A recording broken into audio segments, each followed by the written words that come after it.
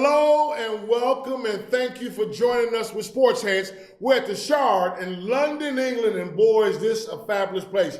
I'm joined by Simon Milham, who's the sports editor of UK version of Lindy Sports Magazine, and also reporter with Verge Magazine is Sam Morgan. We thank you guys for joining us. And one of the things that I can say we don't have like some people have, and that's the money that Matthew Stafford just signed, a $135 million contract with the Detroit Lions for 5 years. And you look at that money, and a lot of people will ask that question, is he worth the cash?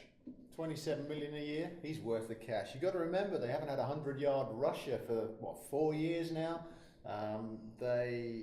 What does he have up front? He's got nothing. Megatron retired last year. Who's he got outside Golden Tate? Nobody. He's worth the money. And we see also with, you love the football, which some people refer as soccer, the money that's starting to come up. And then you see the money that they give Matthew Stafford. Your thoughts of, is he worth the money? If we're going back in time a few years, then I would say no. But as we said, and it's going to discuss, who else is out there? What is available, and these times, that's what he's worth.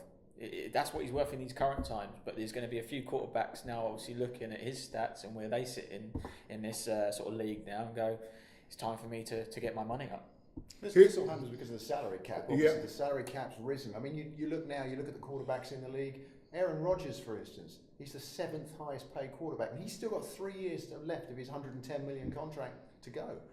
He'll be looking. He'll be thinking. Oh, for sure. It's all about whoever is the latest one to get paid. But as we look at some of those numbers, Matthew Stafford, in his 8-year career up till now, has already made $111 million. Now you're talking about adding over the next 5 years, possible $135 more million to go with it. Here's a guy, he completed 52% of his passes or yards, 52% of the yards on his completion after a completed pass were after the catch. That says to you what? Says they got no running game. It also says to me that, bearing in mind they've improved their blocking this year at the tight end position, Eric Ebron's going to have a massive year at tight end. So any fantasy sports players out there, you might think about Eric Ebron because the blocking has improved. They still don't have an issue, still don't have a running game as such. They do need a 100-yard rusher. They need a little bit more. Per game, 1,000-yard rusher, I should say, 100-yard rusher. But the offensive line hasn't been great since Ndamukong Suh left. You've got to pay Stafford what the market bears. Yeah. Defensive line. Yeah. Then you've got to pay him what the market bears. Yeah. What about you saying, they don't have the running game, but they also don't have a guy named Calvin Johnson, and he seems to have gone a step above where he was with Calvin Johnson. Well, again, it's now going to come into what his weapons are for this season, and you've said there about 52%. 52, yep. Does it become predictable to the other team on that? Then there is no running game, so it's sort of like we know what's going to happen next, and it's just cornering off maybe 2 weapons he probably has. For me, this is where it's going to come unstuck. I think they'll come unstuck over the time. I think it will be too predictable for everyone to read. 51 and 58 as a starter, and you signed for $135 million. Whew, what is this world coming to? But you said, what is the world coming to? What about the New England Patriots? Julian Edelman goes down.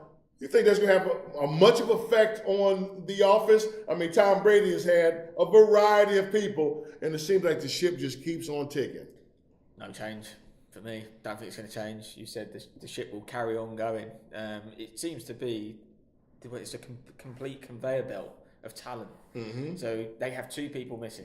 It doesn't matter. They seem to just get the job done, and I don't think it's going to change now with Edelman being out. Simon, you look at this, you got 4th in receptions, 3rd in the amount of passes that he was throwing at him, targets, 13th in total yards. They won't miss that? They are going to miss it, and I'll tell you the reason why. It's basically it's chemistry between the two. They've got a unique chemistry, those two, Edelman and Brady. It is a difficult thing to get. You look at some of the players that have come in when I think another guy went down last year. It just didn't click until Edelman came back. I think he's a big loss. It might not scupper them entirely, but it is a case of chemistry, and it's an option read type. Yeah, you're talking about, because people will say, well, what about you? They getting Danny Amendola back in, but then he jumped over Danny Amendola, so you kind of wonder if that, like you say, the chemistry is going to be there, but then the addition of Brandon Cooks. But Brandon Cooks is outside. Brandon Cooks is not working. He's not working that inside stuff.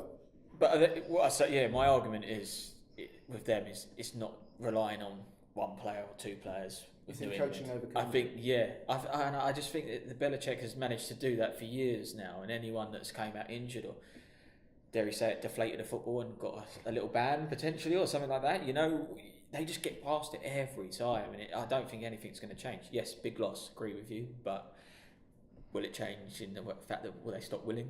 I don't think so. No, they'll carry on winning.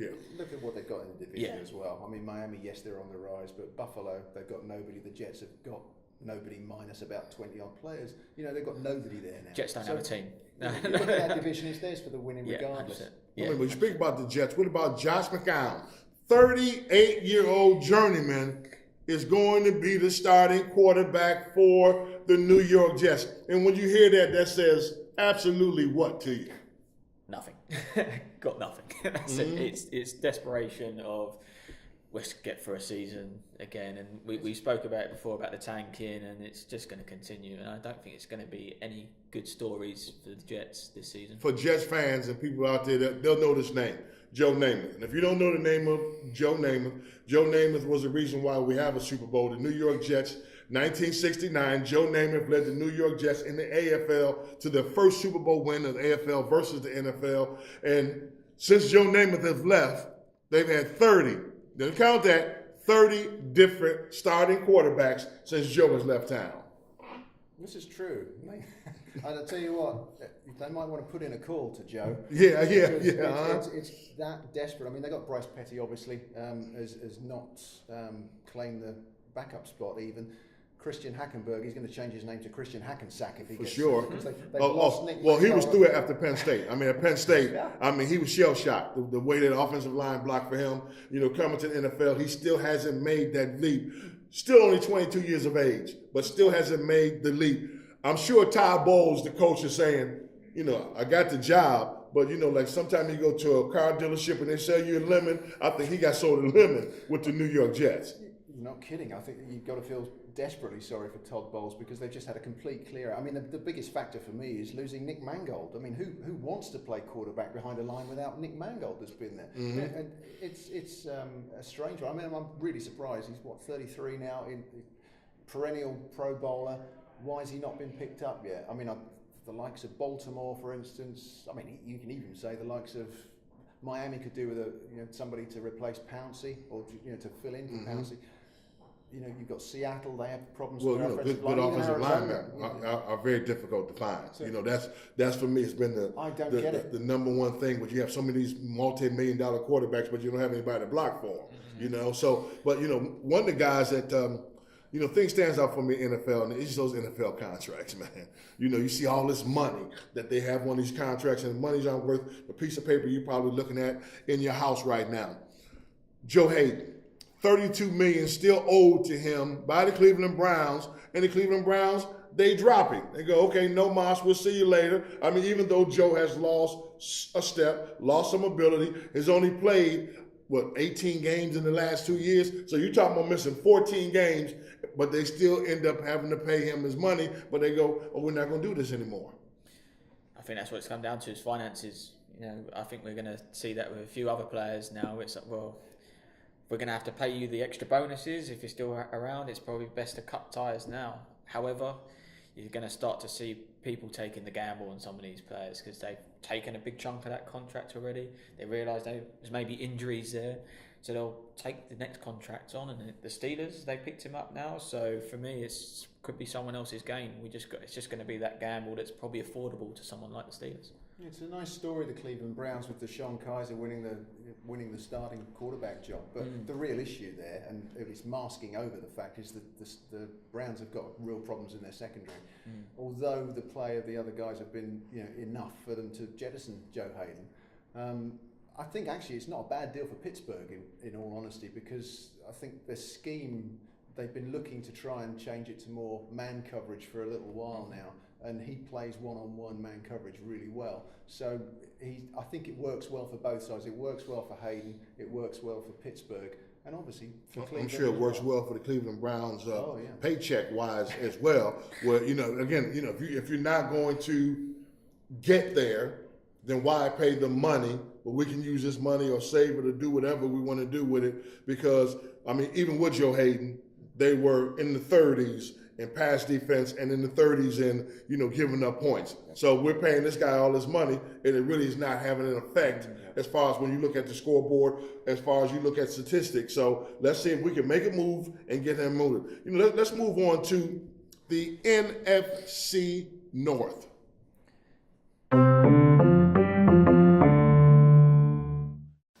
Watching SportsHeads. Don't forget, you can subscribe to us on YouTube, but you can also hit us on Twitter, Instagram. We would love to hear from you. We're trying to take the program from next level to next level to next level.